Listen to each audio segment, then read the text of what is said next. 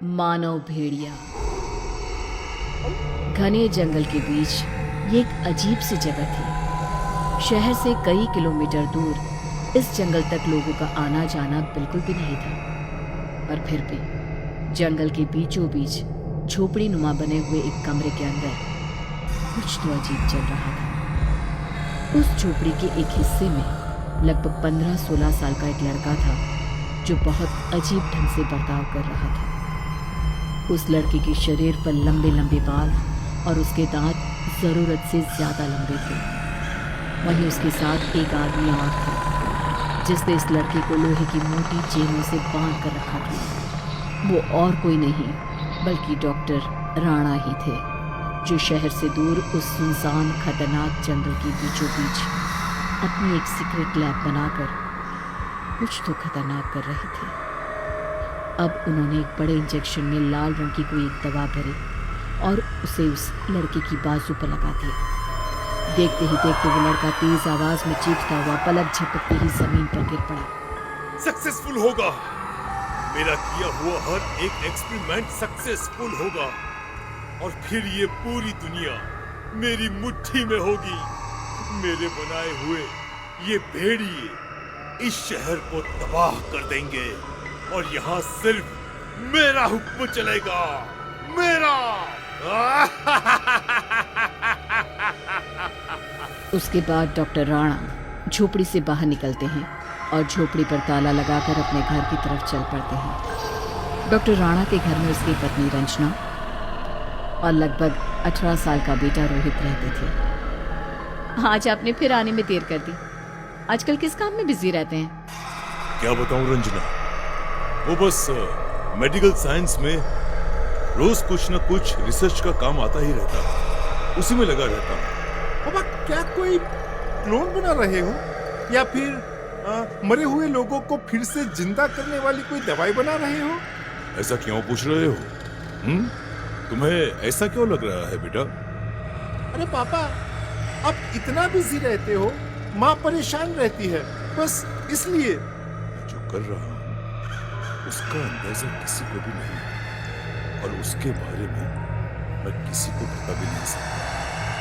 ये मेरा आज तक का सबसे शक्तिशाली एक्सपेरिमेंट होगा जो मुझे इस दुनिया का सबसे ताकतवर इंसान बना देगा।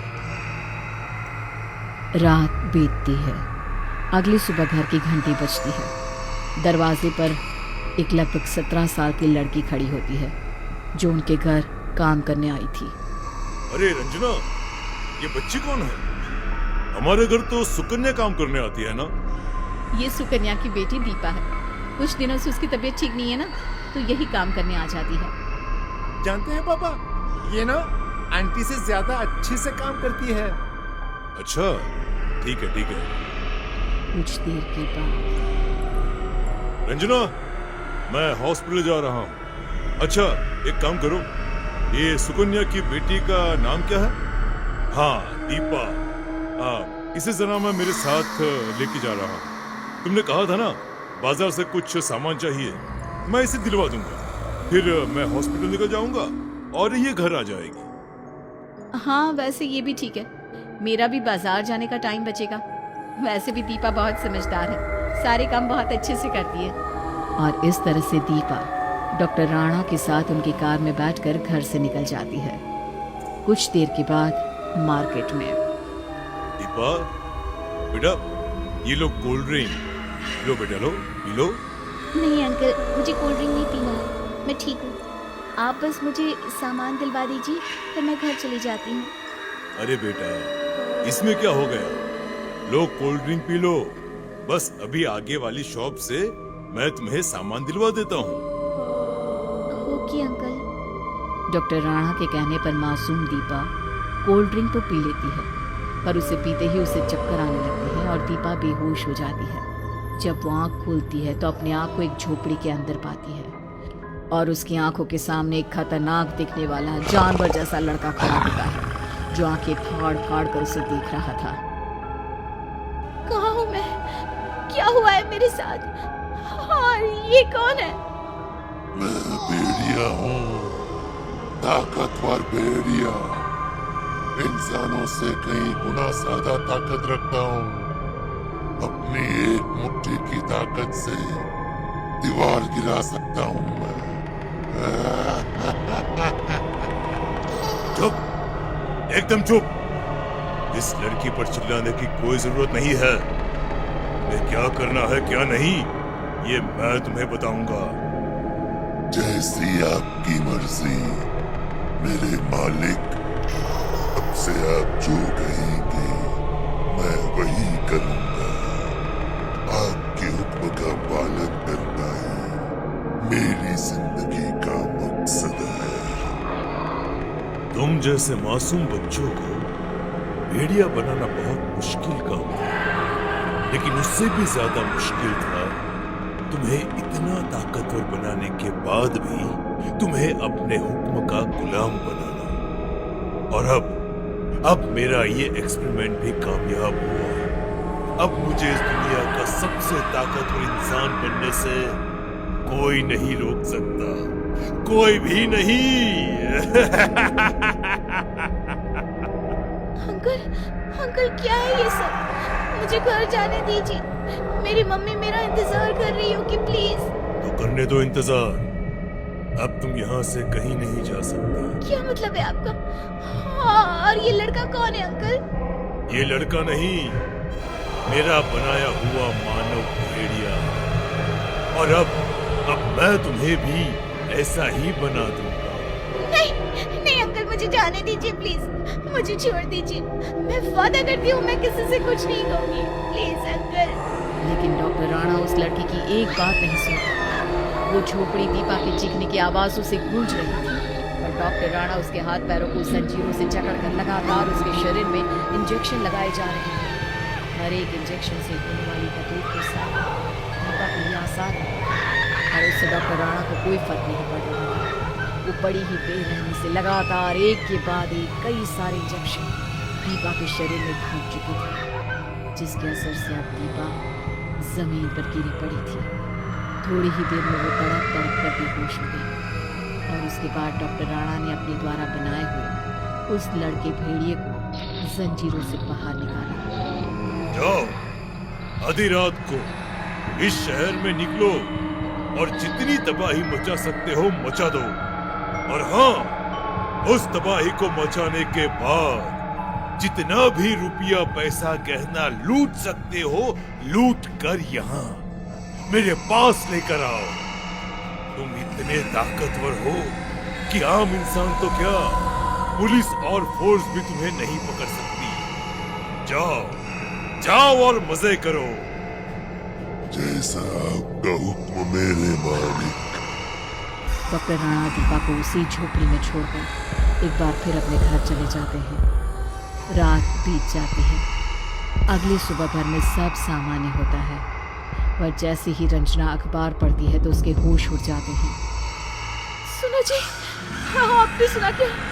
इन दिनों शहर में कुछ अजीब से जानवर देखे जा रहे हैं। मुझे तो बहुत डर लगने लगा है।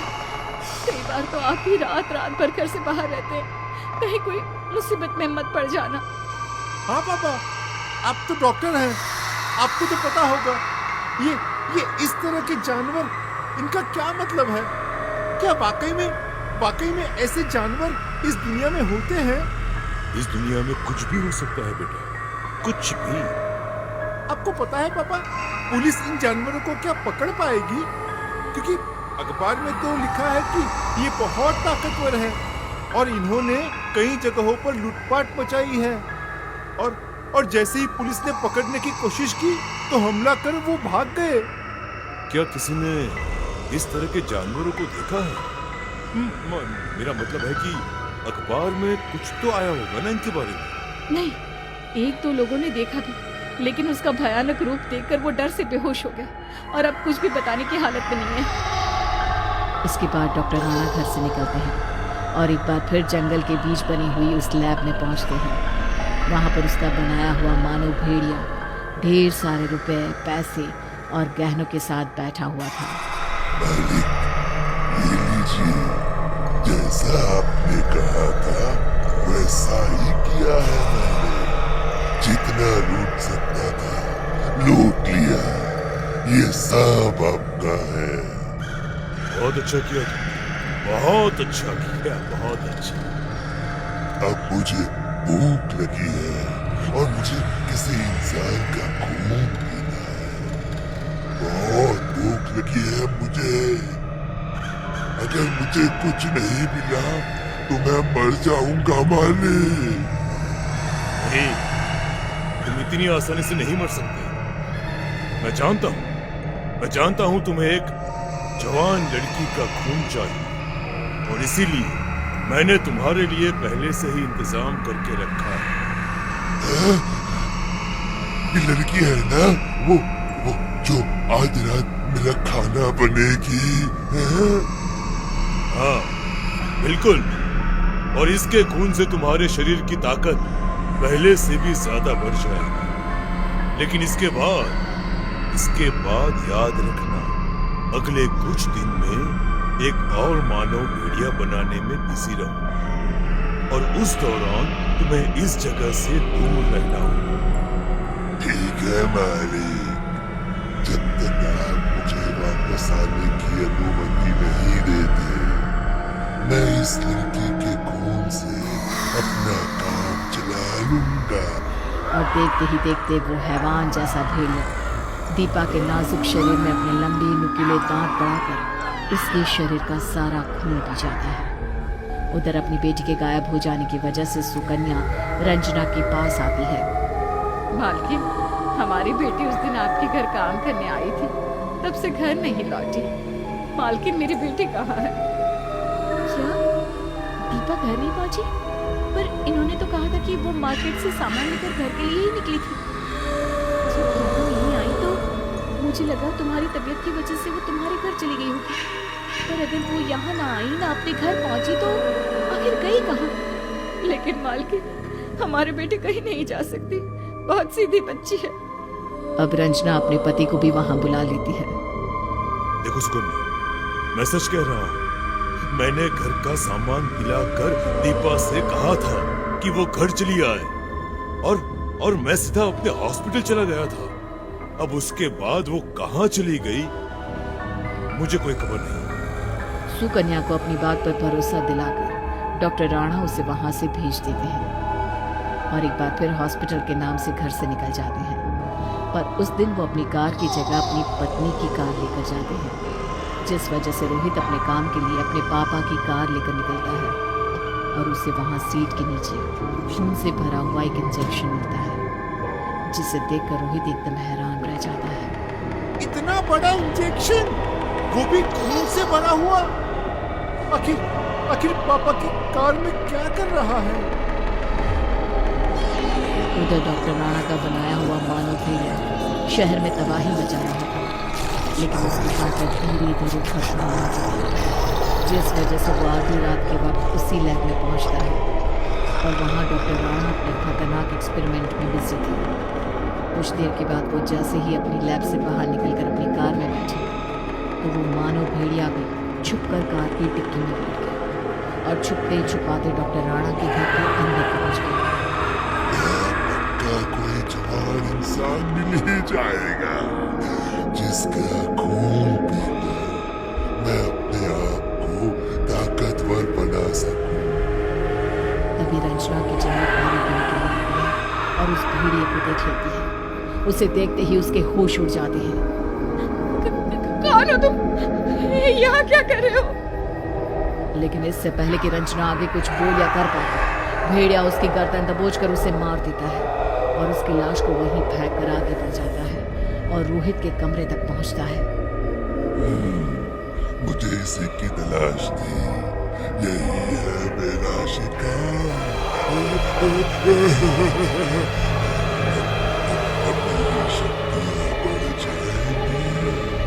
अब पूरा घर भेड़िए की खूंखार दहाड़ से गूंज उठता है। रसोई से रंजना का खून बहकर पूरे घर में फैल चुका था।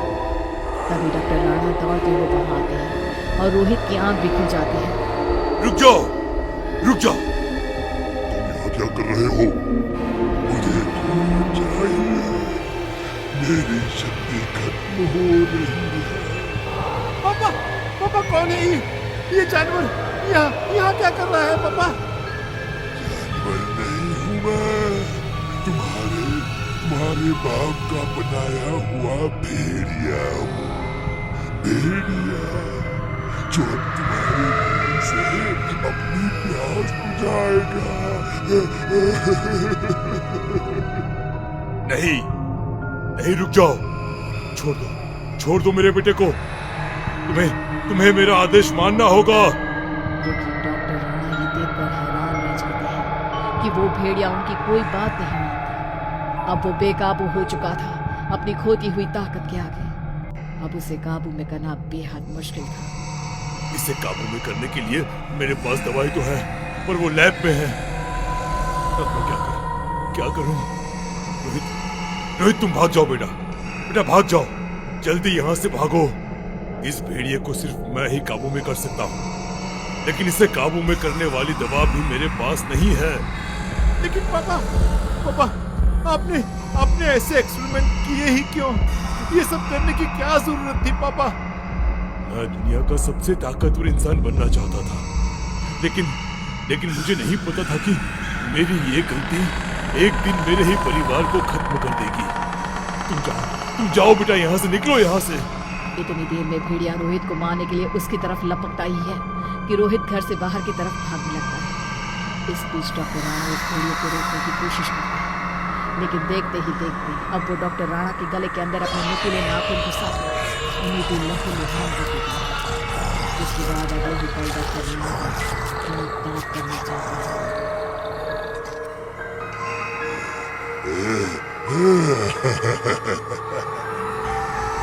मुझसे कोई नहीं बच सकता। मैं उसका खून पीकर ही रहूंगा। इसके बाद वो भेड़िया अपने हैवानी इरादों के साथ रोहित के पीछे भागने लगता है। रोहित की समझ में कुछ भी नहीं आ रहा था। वो अपने आप को बचाने की कोशिश में डॉक्टर राणा की कार में जाकर छुप जाता है। तभी उसे अपने पापा की कार में मिले खून से भरे इंजेक्शन के बारे में याद आता है। और अब जैसे ही भेड़िया कार के नजदीक आकर रोहित पर हमला करने ही वाला था कि रोहित उस इंजेक्शन को भेड़िए के शरीर में घुसा देता है, जिससे तुरंत ही वो भेड़िया बेहोश होकर जमीन पर गिर पड़ता है। रोहित शांति की सांस लेता है। पापा ये आपने सही नहीं किया पापा। आपकी एक गलती की वजह से आज लाखों लोगों के परिवार के साथ हमारा परिवार भी खत्म हो गया पापा, खत्म हो गया। अब रोहित बिना कोई देरी किए उस भेड़िए को आग लगा देता है और कुछ ही समय में वो शहर छोड़कर चला जाता है।